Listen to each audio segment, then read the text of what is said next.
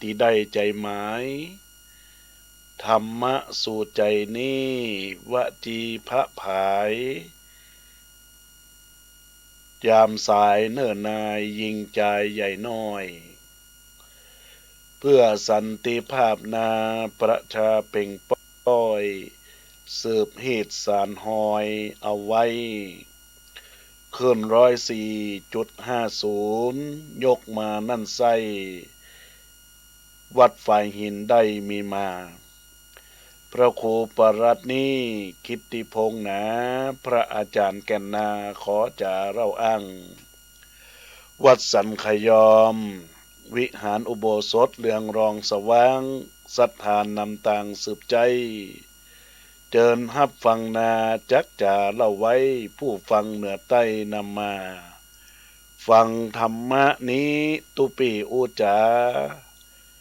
ขอเจิญศรัทธาฮับฟังกันได้ฮับฟังกันได้กราบนมัสการถวายความเคารพพระเดชพระคุณหลวงพ่อพระธรรมเสนาบดีรองเจ้าคณะภาค7เจ้าวาดวัดพระบรมธาตุเจ้าดอยสุเทพพระเดชพระคุณหลวงพ่อพระเทพปริยัติเจ้าคณะจังหวัดเชียงใหม่วัด7ยอดพระเดชพระคุณรองเจ้าคณะจังหวัดทั้งสองรูปไหว้สาท่านอาจารย์พระครูสถิตธุราธรเจ้าวาดวัดสันขยอมวิหารอุโบสถไม้สักทองทรงล้านนาพระสงฆ์เทรานุเทระครูบาอาจารย์จุตนจุองค์จุรูปแต่ไตไหว้สาปารมีธรรมท่านอาจารย์หลวงพ่อพระครูสมุวิชวัตรวรกิจโจท่านผู้อำนวยการขึ้นวิทยุเพื่อการศึกษาพระพุทธศาสนาและวัฒนธรรมวัดฝ่ายหินเจริญพรเจริญธรรมธรรมสวัสดีกับพ่อครูวรบนามวงพรหมท่านผู้อำนวยการขึ้นวิทยุ FM 96.0วัดพระธาตุดอยสุเทพเจริญพรเจริญธรรมธรรมสวัสดีกับทุกคนทุกท่านที่กำลังได้น้อมรับฟังรายการธรรมะสู่ใจยามสายกับตนตัวอัตมภาพพระครูปรัตน์กิติพงศ์กิติโสพโนหรือพระอาจารย์แก่นซึ่งในโอกาสวันนี้ก็เป็นโอกาสนิมิตใหม่มงคลที่ดีที่เราตั้งหลายจักได้มาพบปะกันในรายการธรรมะทุกๆรายการทำดีแล้วผ่องแผ้วสดใสทำชั่วเนิ่นนายบ่ใสสว่างแจ้งทำดีต่อไปปารมีเต็มแท่งดุจดังแสงแห่งพระอาทิตย์เจิดจ้าสดใสนอกในโสภิตบ่ติดห่วงห้องกังวลหมดใส่ซอยร้อยใจบ่สับสนกายใจบ่ร้อนรนทุกคนสอบสู้ทำดีต่อไปใจเฮือลิงลู่สู่ไตรรัตนะแก้ว3ประการเป็นสิ่งดีแท้แน่วแน่กว่าสิ่งอันใดศาสนาพุทธบริสุทธิ์สดใสประพฤติปฏิบัติไปสดใสสว่างแจ้งสดใสสว่างแจ้งก็ต้องขอเจริญพรต้อนรับบรรดาญาติโยมอุบาสกอุบาสิกาที่ได้รับฟังรายการธรรมะอยู่ในขณะนี้เพื่อที่จะได้รับฟังเป็นแนวทางแห่งการดำเนินชีวิตฟังแล้วก็ย่อมเกิดปัญญาเหมือนคำพุทธสุภาษิตได้กล่าวว่าสุสุสังรัปเตปัญญังการฟังด้วยดีย่อมได้กุศลการฟังด้วยดีย่อมเกิดปัญญาเป็นสิ่งสำคัญในโอกาสในเวลา ตีบรรดาญาติโยมเกิดความคับแค้นใจความบ่สบายอกความบ่สบายใจสิ่งสำคัญแล้วบรรดาญาติโยมและท่านทั้งหลายก็ต้องหันหน้าสู่ความเป็นบุญกุศลเรียกว่าเป็นสิ่งสำคัญก็คือพบพระชำระจิตใจความทุกข์ความยากความเป็นนั้นทุกคนต้องเกิดต้องประสบพบเจอกันทุกคนทุกท่าน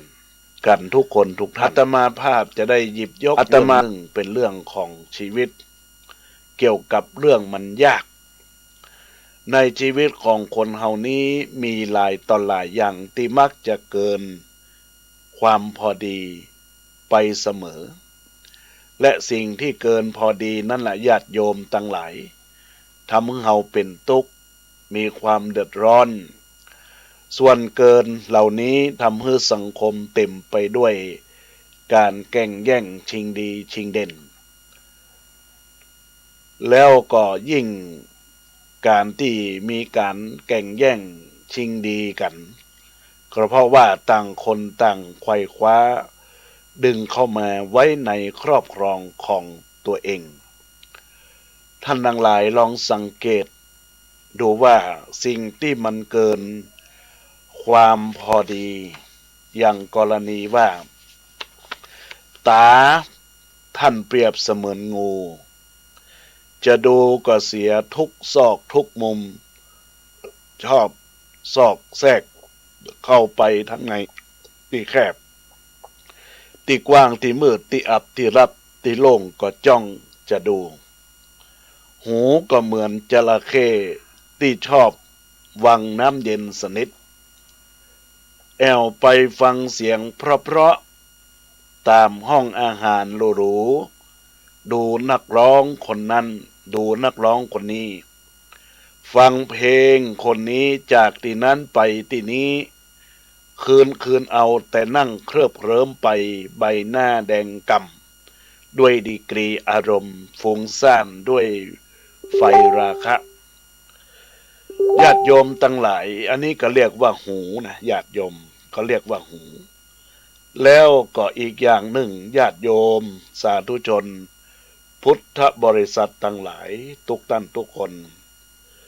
อาตมาภาพก็พยายามกลไกสาระที่บรรดาญาติโยมจะได้ฟังกันง่ายๆเพื่อเป็นแนวทางให้เรามีคติเตือนอกเตือนใจบรรดาญาติโยมและท่านทั้งหลายก็กี้อู้ถึงเรื่องหูต่อไปก็จะอู้ถึงเรื่องจมูกในญาติโยมและท่านทั้งหลายคำว่าจมูกนั้นในโอกาสที่เรียกว่าเป็นสิ่งที่ดมกลิ่นเนาะแต่ก็เหมือน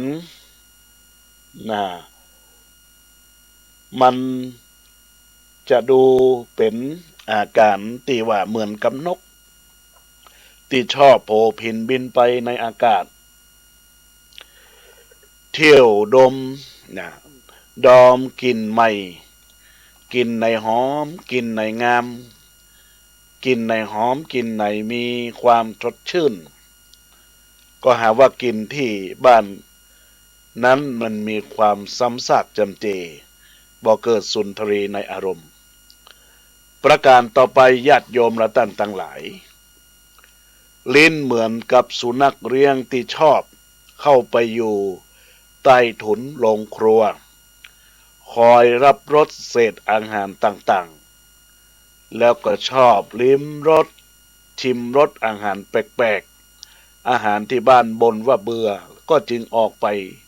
กินนอกบ้านประจำนี่ก็เรียกว่าลิ้นในญาติโยมและท่านทั้งหลาย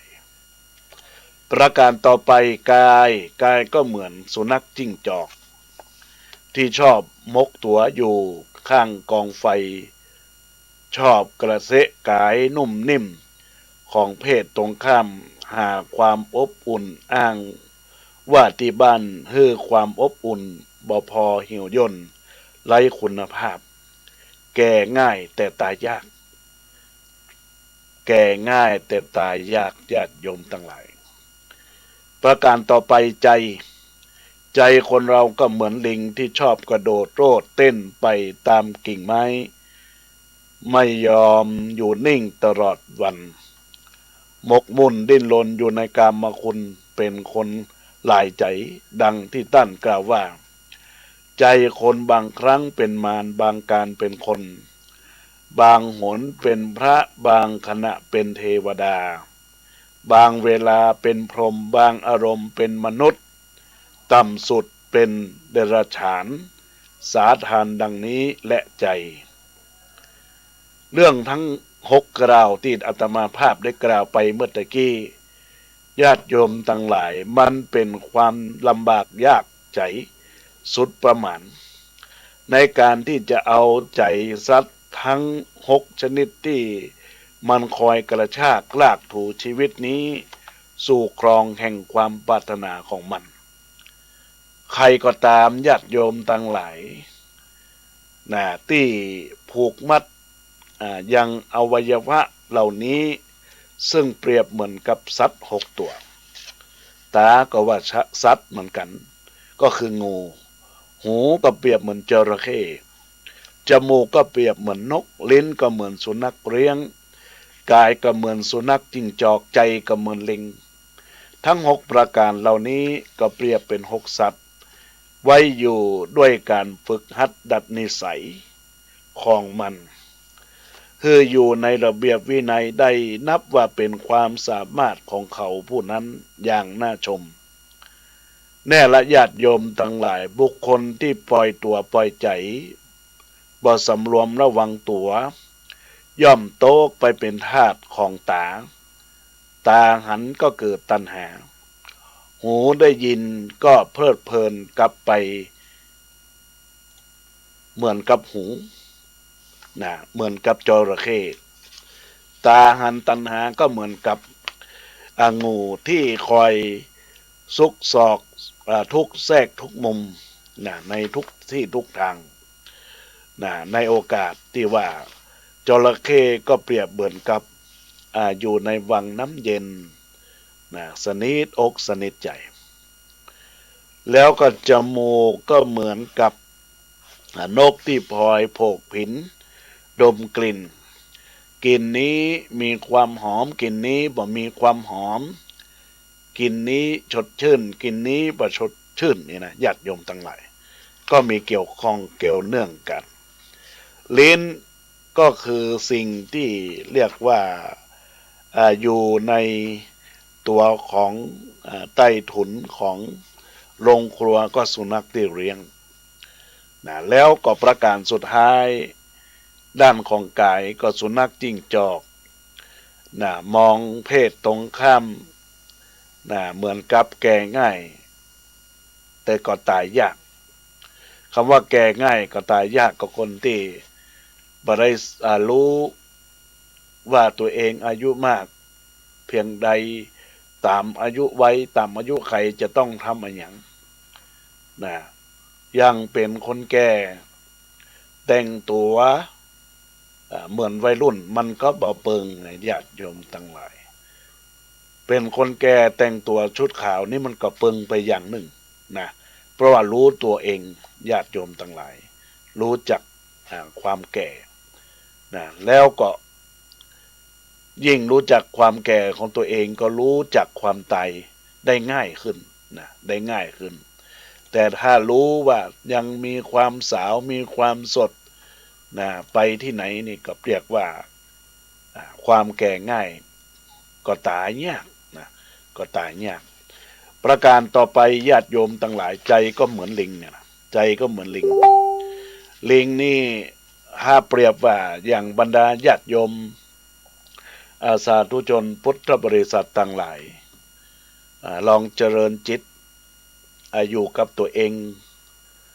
สักน้อยสักขณะจิตญาติโยมใจมันลองมันเป็นยังไงคิดไปทางโน้นคิดไปทางนี้มันก็เปรียบเหมือนกับใจเหมือนลิงญาติโยมทั้งหลายใจเหมือนลิงเมื่อใจเหมือนลิงแล้ว ก็เป็นสิ่งที่ทำให้เกิดทำให้เกิดใจวกเวียนวนใจฟุ้งซ่านใจฟุ้งซ่านแล้วก็ยังบ่มีวันสิ้นสุดญาติโยมเป็นทุกข์ขนาดไหนก็โปรดตองดูเอาญาติโยมทั้งหลายดังนั้นบุคคลที่รักตัวตนบ่อยากให้ตนนั่นตกระกำลำบากจึงควรเริ่มต้นฝึกฝนเสียตั้งแต่วันนี้ในโอกาสนี้ก็มีนักปราชญ์ราชบัณฑิตปนานอินสมได้ฝากสติกเกอร์สอนใจว่าฝนแม้ตกหนักไม่นานนักจักต้องชาน้ำท่วมหนักหนาถึงเวลาก็ต้องลดรักกันแทบหมดใจสาบานกันไว้อย่างใจคดยศใหญ่กี่ขั้น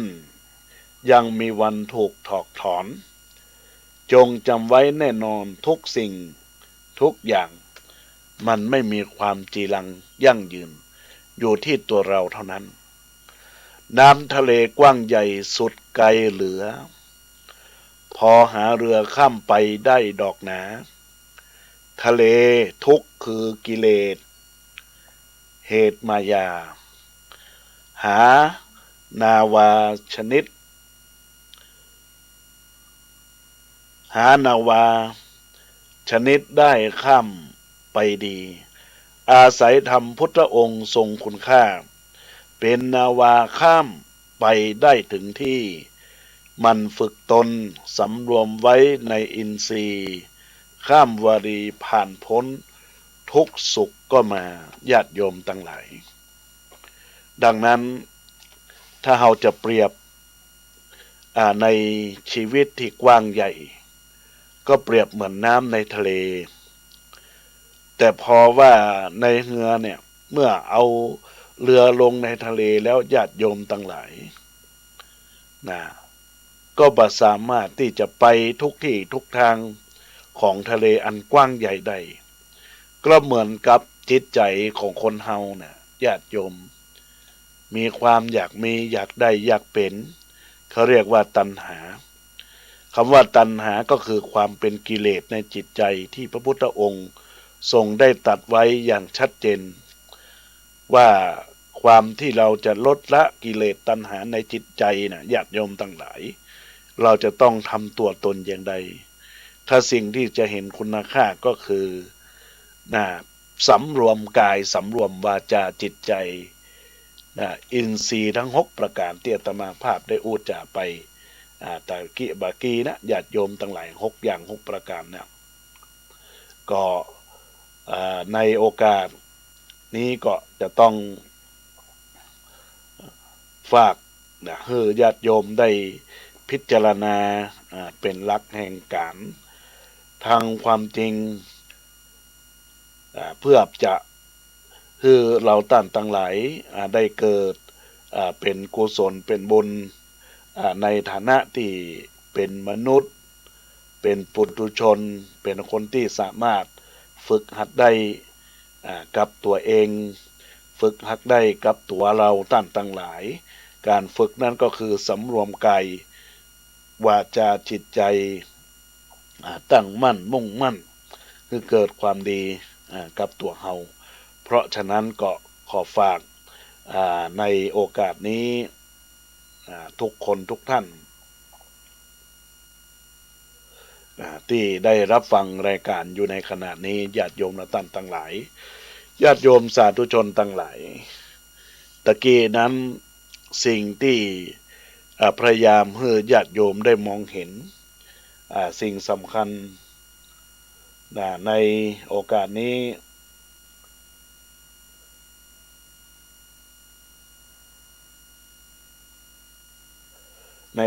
ี้ก็ศรัทธาญาติโยม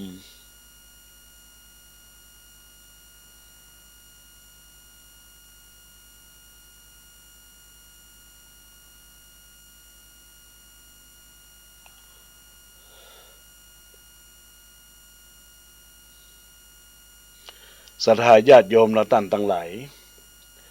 เกี่ยวข้องกับ ในชีวิตว่าในตัวตนที่เรียกว่าคิดได้ไกลก็จะเกิดความทุกข์นะคิดได้ไกลนะคิดได้ไกลก็จะห่างใจจากความทุกข์ในญาติโยมทั้งหลายคนส่วนมากมักประสบความทุกข์ที่ใดก็มักจะบ่นว่ามีแต่เรื่องทุกข์บอกว่าจะเป็นชาวบ้านหรือชาววัดล้วนมีปัญหาเป็นเหตุให้เกิดทุกข์ด้วยกันทั้งนั้นจนมีผู้กล่าวว่ายังบอกเคยฟังไขที่ไหนหนาว่าเกิดมาเป็นสุขสนุกสนานมีแต่บนเรื่องทุกข์บ่สุขสถานทั้งชาวบ้านชาววัด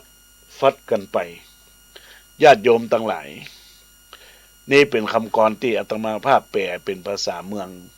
แต่ถ้าจะอู้เป็นภาษากลางก็กล่าวว่ายังไม่เคยฟังใครที่ไหนหนาว่าเกิดมาเป็นสุขสนุกสนานมีแต่บนเรื่องทุกข์ไม่สุขสรานทั้งชาวบ้านชาววัดฟัดกันไปญาติโยมทั้งหลายในโอกาสนี้นักปราชญ์ราชเมธีโบราณท่านมีศิลปะปรุงชีวิตให้ชุ่มชื่นด้วยความสุขโดยวิธีมันฝึกหัดอบรมจิตใจรู้จักพิจารณาแล้ววางใจให้ได้ตามสิ่งที่คิดและปฏิบัติบ่ผิดในหลักธรรมความสุขที่เกิดขึ้นในจิตใจ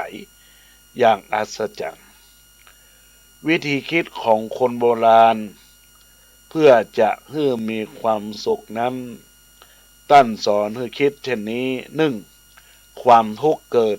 เพราะอักษรลอกอลอลอนี่คือลอลิงนะญาติโยมกอก็คือกอไก่ลอลิงนะก็คือลอก็คือโลภจะเอาเสียทุกอย่างไม่มีสิทธิ์จะได้ก็อยากได้แล้วไม่รู้จักพอกอก็คือความโกรธหงุดหงิดขัดเคืองโมโหโกธาง่ายเกินไปท่านจึงย้ำว่าโกรธคือโง่โมโหก็คือบ้าไม่โกรธดีกว่าจะได้ไม่ได้บ้าและไม่ได้โง่ลอก็คือหลงงมงายเชื่อง่ายตกเป็นทาสของสิ่งส่วนเกินล่ำไปเข้าตำราว่าหลงตนลืมตายหลงกายลืมแก่หลงผัวเมียลืมพ่อแม่หลงชนะลืมแพ้โลภโกรธหลงส่งผลให้คนร้อนดังนั่งนอนเหมือนกองไฟไร้สุขีปดสะดมคาบฟันทุกวันมีก่อเวลีเพราะตัวมัวเมานี่ก็เรียกว่าในลักษณะของความทุกข์ที่เกิดเพราะอักษรลอลิงกอไก่และลอลิงลอลิงก็คือโลภอยากได้อยากมีอยากเป็น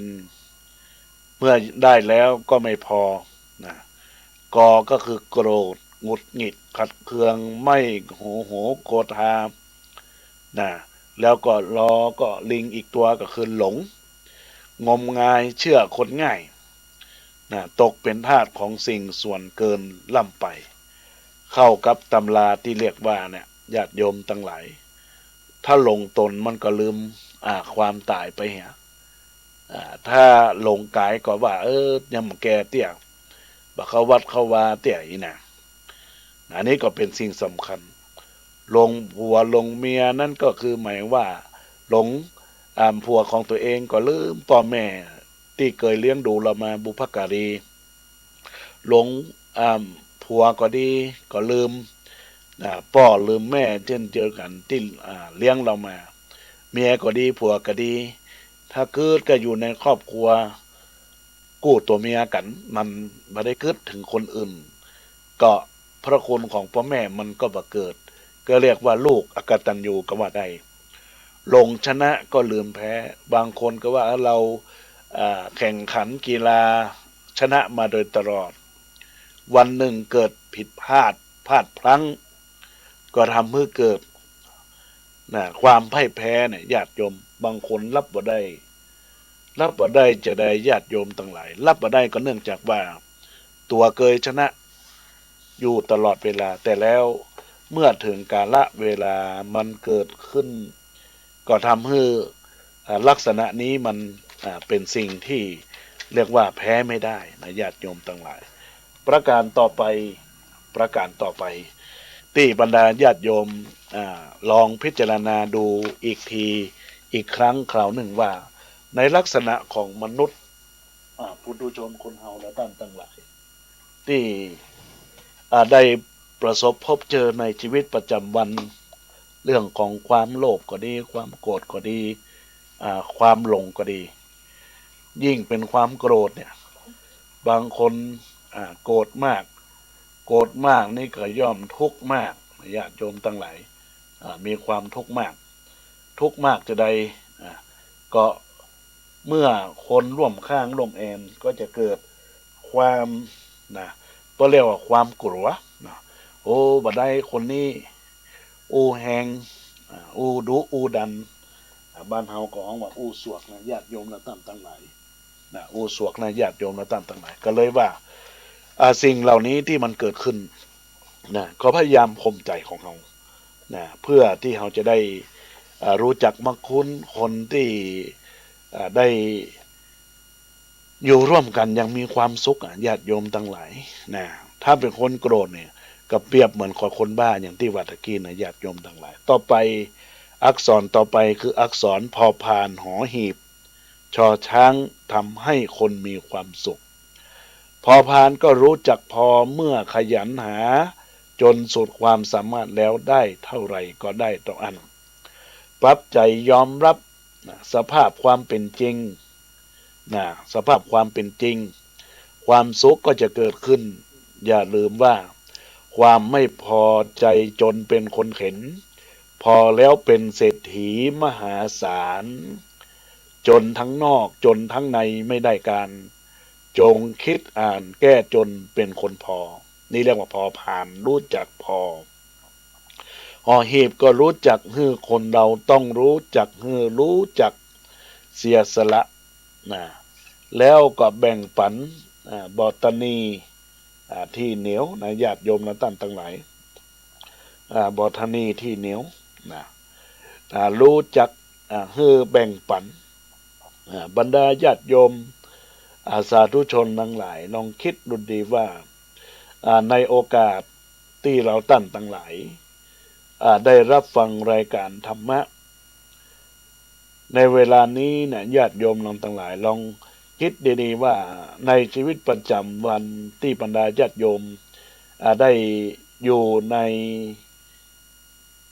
การละที่ว่าการการให้การให้นี่หลายอย่างนะให้นี่ก็ทานเนี่ยบางคนนี้ได้ตื่นรู้ตัวเช้ามาจะต้องใส่บาตรหยาดน้ำไหมตันบางผู้บางท่านก็รู้จักแบ่งปันแบ่งอาหารไปถึงเพื่อนบ้านเพื่อนบ้านที่อยู่ข้างบ้านก็ดีอยู่ร่วมกันก็ดีเวลาเฮาบ่ได้อยู่บ้านเปิ้นก็พอบ้านพอจองคือเปิ้นเฮาก็มีการแบ่งปันรู้จักสิ่งเหล่านี้บ่ได้อยู่ในโลกนี้เพียงลำพังเพียงคนเดียวเราจะต้องมีการโอบอ้อมอารีต่อกันและกันช่วยเหลือเกื้อกูลแล้วก็โปรดตรองดูตัวเฮาถ้าเราได้ทุกอย่างดังที่คิดสิ้นชีวิตจะเอาของกองที่ไหนจะได้บ้างเสียบ้างช่างประไลกรรมของใครก็ของมันเท่านั้นเองนี่เรียกว่าการรู้จักให้ประการต่อไปชอช้างช่างเถอะรู้จักปล่อยวางไม่ยึดติดในอารมณ์หรือสิ่งใดสิ่งหนึ่งจนเกินไปทำใจให้ปกติวันไหวจิตใจเบาสบายด้วยการทำใจได้ยึดคติว่า ใครชอบใครชังช่างเถิดใครเชิดใครแช่งช่างเขาใครเบื่อใครบ่นทนเอาใจเราร่มเย็นเป็นพอถ้าเรามีพอพานรู้จักพอนะญาติโยมหอหีบรู้จักให้และชอช้างช่างเถอะใครจะว่าอะไรเราก็ช่างเถอะชีวิตนี้ก็จะมีแต่ความสุขมีความสดใสราบรื่นชื่นบานเพราะรู้จักคิดรู้จักให้อภัยรู้จักทำใจผ่องแผ้วปรารถนาไฟฟ้าราศีคือกิเลสเหตุมารยาทั้งหลายทั้งปวงที่มันเกิดขึ้นในญาติโยมและท่านทั้งหลายดังนั้นแล้วก็เจริญพรญาติโยมอุบาสกอุบาสิกาทายกทายิกาได้รับฟังคำกรอีกอย่างหนึ่งว่าเวลาใดทำใจให้ผ่องแผ้วเหมือนได้แก้วมีค่าเป็นราศีเวลาใดทำใจให้ราคีเหมือนมณีแตกหมดลดราคาอันความสุขทางใจนั้นหายากคนส่วนมากไม่นิยมแสวงหาหวังความสุขเพื่อสนุกเพียงหูตามันจึงพาชักจูงให้ยุ่งใจนะญาติโยมทั้งหลายก็รับฟังสิ่งที่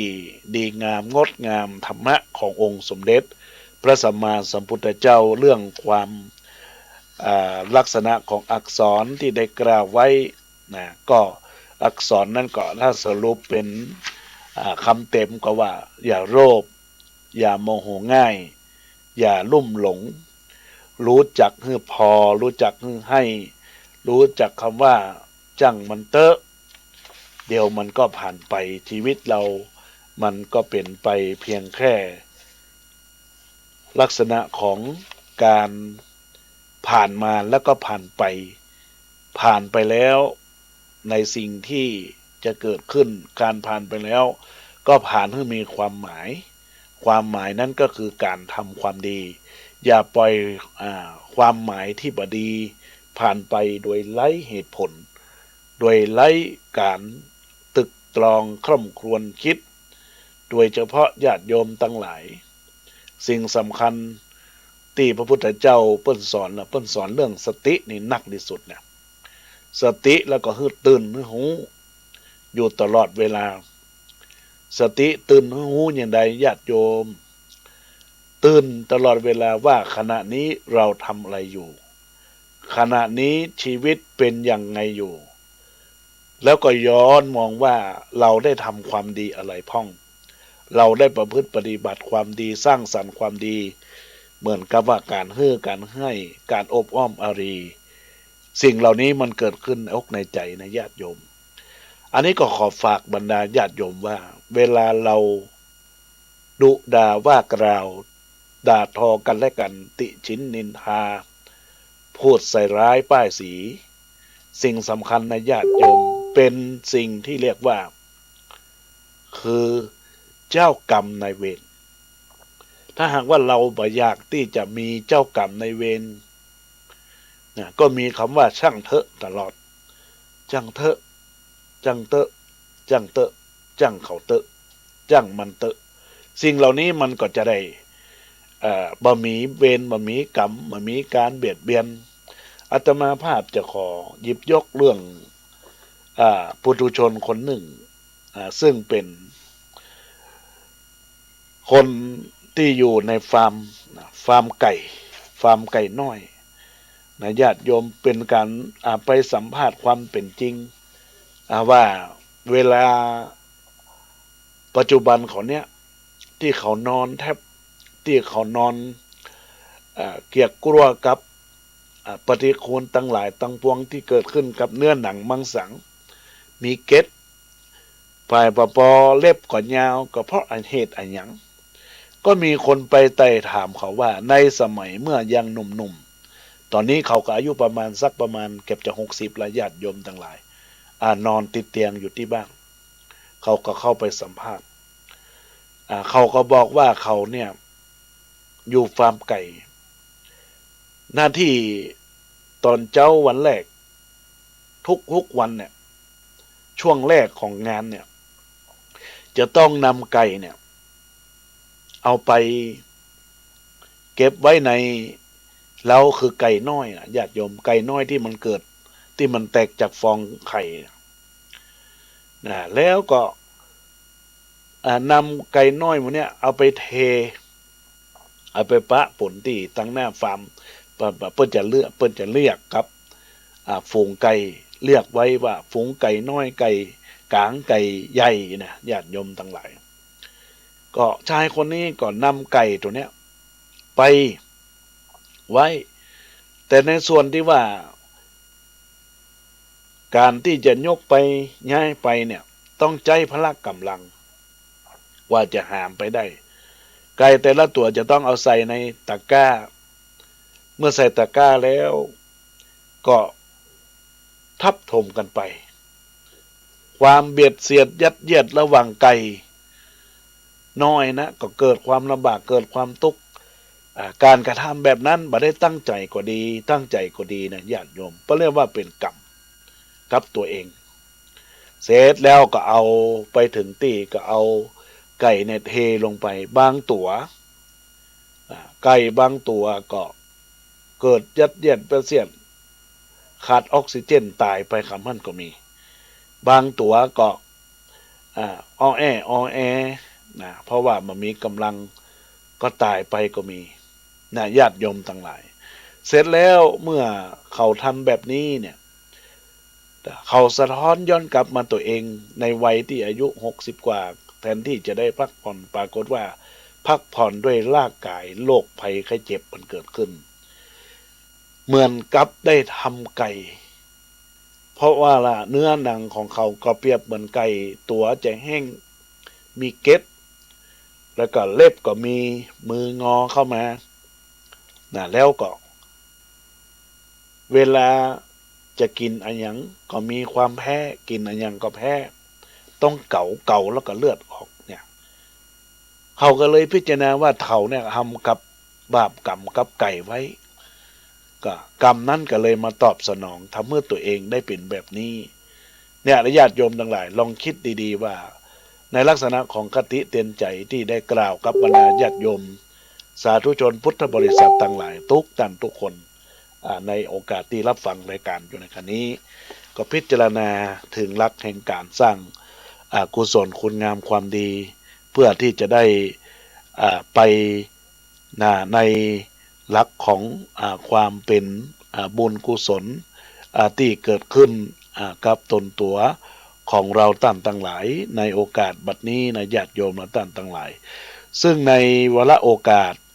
ที่บรรดาญาติโยมสาธุชนพุทธบริษัททั้งหลายได้รับฟังรายการอยู่ในขณะนี้ก็จะได้มีบุญกุศลที่เกิดขึ้นกับตัวตนของเราและตัวตนของท่านทั้งหลายได้กล่าวกับในสิ่งที่เกิดขึ้นว่าเมื่อเราได้กระทำในสิ่งนี้แล้วสิ่งที่สำคัญในชีวิตของคนเฮานั้นจะต้องพยายามทำหน้าที่ของตัวเองรู้จักตัวเองแล้วก็มีความประพฤติปฏิบัติขยันมั่นเพียรก็จะเกิดสิ่งที่ดีงามเหมือนคำที่เปิ้นได้กล่าวไว้ในชีวิตของลักษณะของคนว่าถ้าหากว่าคนเฮาอกหักเนี่ยก็ทำให้หน้าเศร้าคนมักเล่าก็น่าจะแดงคนกินตัวแห่งน่าจะบ่รู้บ่ชี้คนมีปาละมีน่าจะอิ่มเอิบคนมีเกิบน่าจะระแวงกว่าหายคนบ่สบายก็น่าจืดจางคนมีสตางค์น่าจะจืดน่าจะจื้นคนมีกำลังตื่นน่าจะงัวเงียคนกว่าเมียน่าจะบดุคนขี้จุน่าจะสับปะรีคนเป็นลูกหนี้น่าจะลบปัดลบแปดคนผอมแก๊กแดกน่าจะเบื่ออาหารคนกินตามน่าจะเป็นบุญกุศลคนเมาหัวจนน่าจะเป็นไมเกรนคนตีจ้างเอ็นน่าจะจี้ฟ้าคนเป็นสิวเป็นฝ้าน่าจะมีกระหอยคนที่มีปมด้อยน่าจะบ่มั่นใจ คนที่อยู่ในวัยใสน่าจะคิคุอาโนเนะคนที่ชอบคาราโอเกะน่าจะมากมายที่สุดในโลกเนี่ยญาติโยมและท่านต่างหลายนี่ก็เป็นกาละม่วนงานสัตว์เล่าอูจากับบรรดาญาติโยมสาธุชนพุทธบริษัทต่างหลายวันนี้เราอูจาเรื่องของคุณงามความดี สิ่งที่เราจะเกิดขึ้นคือพ้นจากความทุกข์ทั้งหลายทั้งปวงที่จะมีขึ้นในตัวตนของเราในโอกาสนี้นะญาติโยมและท่านทั้งหลายก็ก้อนไกอีกสักเรื่องราวหนึ่งสาเหตุที่บ่ได้มาบ่ได้เพราะเจ็บแข้งแยงบ่ได้ก็เพราะเจ็บตาจำบ่ได้เพราะเจ็บปากยากบ่ได้เพราะเจ็บลิ้นพิงบ่ได้เพราะเจ็บหลังหันบ่ได้เพราะเจ็บคองอบ่ได้เพราะเจ็บเอวแจวบ่ได้เพราะเจ็บตีนกินบ่ได้เพราะเจ็บฟันกำบ่ได้ก็เพราะว่าเจ็บมือถือบ่ได้เพราะเจ็บแขนแงนบ่ได้เพราะเจ็บกลางการบ่ได้ก็เพราะเจ็บเข่ากินข้าวบ่ได้เพราะเจ็บต้องหอมบ่ได้ก็เพราะว่าเจ็บหูดังฟังบ่ได้ก็ว่าเจ็บหูถูตีนบ่ได้ก็เพราะว่าเจ็บส้นบนบ่ได้ก็เพราะเจ็บหิมปากจากบ่ได้ก็เพราะว่าเจ็บอกเจ็บใจดูภาพบาดตาบ่ได้ก็เพราะว่าเจ็บใจล้ำนี่ญาติโยมทั้งหลายสาเหตุที่บ่ได้ก็เพราะว่ามันมีสาเหตุดังนั้นจึงนำมาเป็นสาระก้อนไกเพื่อกับบรรดาญาติโยมท่านสาธุชนท่านผู้ฟังเราท่านทั้งหลายทุกท่านทุกคนที่ได้รับฟังรายการธรรมะอยู่ในโอกาสนี้ก็เป็นสิ่งที่เราท่านทั้งหลายนำไปคิดพินิจพิจารณาสร้างกุศลคุณงามความดีกับตนตัวของเราท่านทั้งหลายในโอกาสนี้ก็ญาติโยมทั้งหลายก็รับฟัง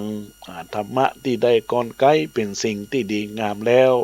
ก็ขอให้นำไปประพฤติปฏิบัติเหมือนคำที่กล่าวว่าถ้าชาวพุทธเปี่ยมศรัทธามาสร้างศาสตร์เสริมเพิ่มชาติจันลงทำนำวิถีสละทรัพย์ภายนอกที่ตนมีสร้างแต่ดีหนีอบายให้บุญทันไม่กอบกวยฉวยโอกาสขาดสติด้วยดำริแต่ทางชอบกอบสุขสันต์ทรัพย์ภายนอกมีไว้ไม่ได้นานก็ถึงการเวลามาภาคไปเสียสละให้เขาช่วยเบาแท้คิดเผื่อแผ่กุศลผลยิ่งใหญ่คิดตวงตักหนักกิเลสเป็นเพศภัยก็เอาไปได้แค่แต่ชั่วดีญาติโยมสาธุชนพุทธบริษัททั้งหลายทุกท่านทุกคนที่รับฟังรายการอยู่ในขณะนี้ก็เป็นบุญกุศลกับทุกคนทุกท่านที่ได้สร้างสรรค์คุณงามความดีไว้กับตนไว้กับตัวไว้ภายภาคหน้าเป็นบุญเป็นกุศลที่จะได้ติดตัวตามตนของบรรดาญาติโยมสาธุชนในการสร้างบารมีธรรมสร้างบารมีบุญให้กับตัวเองและก็ผู้ที่ได้รับฟังรายการธรรมะโอกาสนี้ในญาติโยมและท่านทั้งหลายในโอกาสนี้อาตมาภาพก็จะได้ประชาสัมพันธ์เกี่ยวกับการงานวัดวาอารามในโอกาสนี้ก็ญาติโยมสาธุชนทั้งหลายในช่วงต้นรายการอาตมาภาพก็ได้เปิดบอกบุญโฆษณาบุญเกี่ยวกับการสร้างศาลาปฏิบัติธรรมศูนย์พัฒนาคุณธรรมวัดสันขยอมไปเป็นที่เรียบร้อยเกี่ยวข้องกับขณะนี้อยู่ในระหว่างการเทเสาคานล่างเทเสาแล้วก็จะได้ขึ้นไปด้านบนญาติโยมทั้งหลายในช่วงระยะเวลาที่ก่อสร้างนี้ปัจจัยเงินทองก็เพียงพออยู่แต่เมื่อถึงเวลา ที่จะขึ้นโครงหลังคาด้านบนญาติโยมทั้งหลายแล้วก็ปูพื้นนี่ปัจจัยก็คงจะขาดพ่องก็ขอใจเสียงบอกกล่าวเป่าประกาศกับบรรดาญาติโยมสาธุชนพุทธบริษัททั้งหลายนักปราชญ์ราชเมธีครูบาเจ้าสลีศรีวิชัยนักบุญแห่งล้านนาไทยท่านได้กล่าวว่าเวลาเราจะประกอบบุญใหญ่บุญโตบุญเล็กบุญน้อยก็บอกกล่าวให้ศรัทธาญาติโยมได้ร่วมเป็นบุญเป็นกุศลกันได้เพื่อสร้างสรรค์คุณงามความดีของตัวเราท่านทั้งหลายให้เกิดสิ่งดีงามเพื่อไว้ในสุวรรณลาภเงินลาภคำแห่งพระพุทธศาสนาเจริญก้าวหน้าตามที่พระพุทธองค์ได้ทำนายไว้5,000 ปี5,000 พระภาษาหื่นยืนยาวแล้วก็คือสืบทอดต่อการประพฤติปฏิบัติเพราะฉะนั้นในโอกาสนี้ก็เจริญพรญาติโยมได้ร่วมกันเป็นเจ้าภาพขึ้นโครงหลังคาพร้อมมุงโครงหลังคาพร้อมมุงก็คิดเป็นเม็ดละ 1,500 บาทแล้วก็คิดการปูพื้นก็เม็ดละ600 บาทปูพื้นบนและล่างนะญาติโยมก็ต้องใจปัจจัยอีกมากมายหลายประการญาติโยมสามารถจับจองได้ที่เบอร์โทรศัพท์ของอาตมาภาพ096 262 9694สามารถโทรศัพท์เข้ามาอุจจากันได้หลังไมค์หรือช่วงรายการในโอกาสที่อาตมาภาพจัดรายการ FM 104.50 วันอังคารและวันพฤหัสFM 96 วันพฤหัสและวันศุกร์ในโอกาสนี้ก็ญาติโยมก็คงจำรายการอาตมาภาพได้แล้วก็เจริญพรทุกคนทุกท่านที่ได้น้อมรับฟังได้เป็นบุญเป็นกุศลจับจองกันได้ปัจจัยนั้นญาติโยมจะรวบรวมไว้การถวายงานทอดกฐินสามัคคีของทางวัดสันขยอมตำบลสันทรายน้อยอำเภอสันทรายจังหวัดเชียงใหม่ในวันที่19 พฤศจิกายน 2566นะฉะนั้นก็ต้องขอฝากบอกกล่าวกับบรรดาญาติโยมสาธุชนพุทธบริษัททั้งหลายทุกท่านทุกคนที่รับฟังรายการธรรมะยามนี้โอกาสนี้ก็เจริญพรทุกคนทุกท่านได้เป็นบุญเป็นกุศลตอนนี้ญาติโยมทั้งหลายอาตมาภาพก็ยังมีโอกาสเวลาที่อยากจะได้ขออนุโมทนาขอบคุณกับบรรดาญาติโยมที่ได้ติดตามรับฟังในระบบ Facebook ไลฟ์ทุกท่านทุกคนอนุโมทนาขอบคุณที่รับฟังน้อมฟังอยู่ในขณะนี้กดไลค์กดแชร์แล้วก็มีญาติโยมที่ได้ส่งจากไลน์แล้วก็ส่งจาก Messenger หลายๆท่านอาตมาภาพก็อนุโมทนาบุญกับทุกคนทุกท่านตัวแล้วก็เจริญพรญาติโยมอยากจะทักทายเข้ามาในรายการในเวลานี้ประมาณ5 นาทีก็เจริญพรได้ที่เบอร์โทรศัพท์0962629694 ญาติโยมและท่านทั้งหลายทักทายเข้ามาอุจจาในช่วงนี้ก็จะได้เจริญพรประชาสัมพันธ์ในเมื่อได้บอกกล่าวกับบรรดาญาติโยมท่านโยมทั้งหลายท่านใดอยากจะไปร่วมบุญกุศลงานออกเมนพระราชทานเพลิงศพอดีตเจ้าวาดวัดศรีไซมนแม่แต่หนองไหวคือหลวงปู่พระครูนิวิทย์ธีรธรรมอดีตเจ้าวาดวัดแม่แต่วันนี้เวลาภาคบ่ายก็จะเป็นช่วงเวลาที่จะได้เปิดบำเพ็ญกุศลอาราธนาสรีระร่างอันปราศจากดวงวิญญาณของหลวงปู่ ขึ้นสู่ปราสาทจตุรมุขแล้วจะประกอบพิธีพระราชทานเพลิงศพในวันที่28ตรงกับวันเสาร์เดือนมกราคม2566นะวันนี้อาตมาภาพก็จะได้เดินทางไปร่วมบุญแล้วก็อีกงานหนึ่งตะกี้ก่อนที่จะเข้ารายการอาตมาภาพก่อนรายการเราเพิ่งก็มีการเปิดสปอร์ตร่วมงานพระราชทานเพลิงศพท่านอาจารย์พระครูศิริวชยังกูลอดีตเจ้าวาดวัดหนองกอกแต่ได้นำสรีระร่างอันปราศจากดวงวิญญาณของท่านได้มาตั้งเมนชั่วคราวที่วัดบ้านแพะอำเภอแม่แตงจังหวัดเชียงใหม่ท่านใดอยากจะร่วมบุญก็เจริญพรได้ไปร่วมบุญได้ลงทานหรือจะเป็นเจ้าภาพในส่วนของผ้าไตรหลวงก็เจริญพรได้ที่วัดบ้านแพะอำเภอแม่แตงจังหวัดเชียงใหม่พร้อมด้วยวัดแม่แต่หนองไหวหรือว่าวัดศรีไซมูลในโอกาสนี้แล้วก็ตั้งในเมืองก็มีการออกเมนประชุมเพลิงศพท่านอาจารย์พระครูปรัตน์อานนท์อดีตเจ้าวาดวัดตากระดาษอำเภอเมืองจังหวัดเชียงใหม่เปิ่นตั้งเมนชั่วคราวที่บริเวณหน้าวิหารเป็นปราสาทนกกระเวกเนาะดังนั้นญาติโยมทั้งหลายก็คงเริ่มวันนี้กันไปละญาติโยมทั้งหลายแต่เปิ่นจะประชุมเพลิงในวันที่29มกราคม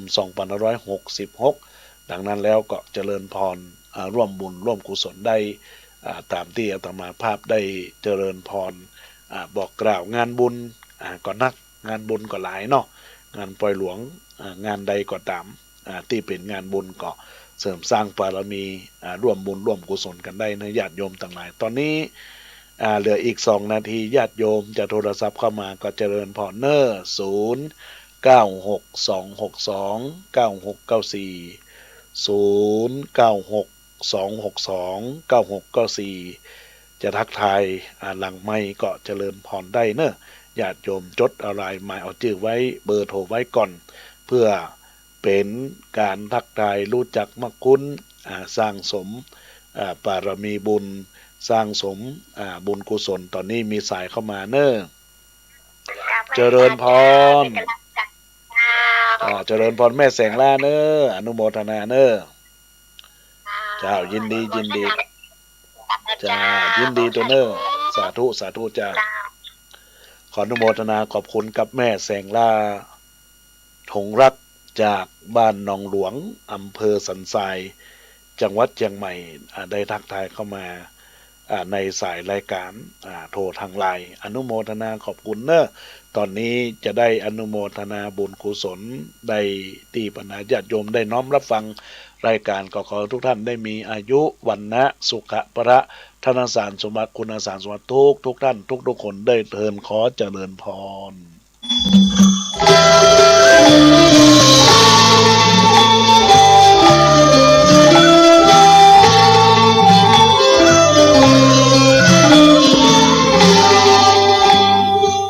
ขอเจริญร่วมกฐำบุญเจ้าภาพสร้างศาลาปฏิบัติธรรมร่วมฮับเป็นเจ้าภาพโครงหลังคาพร้อมมุงเมตรละ 1,500 บาทเจ้าภาพปลูกกระเบื้องเมตรละ 600 บาทร่วมเป็นเจ้าภาพได้ที่วัดสังขยอมติดต่อได้ที่พระครูสถิตตุลาธรเจ้าอาวาสวัดสังขยอม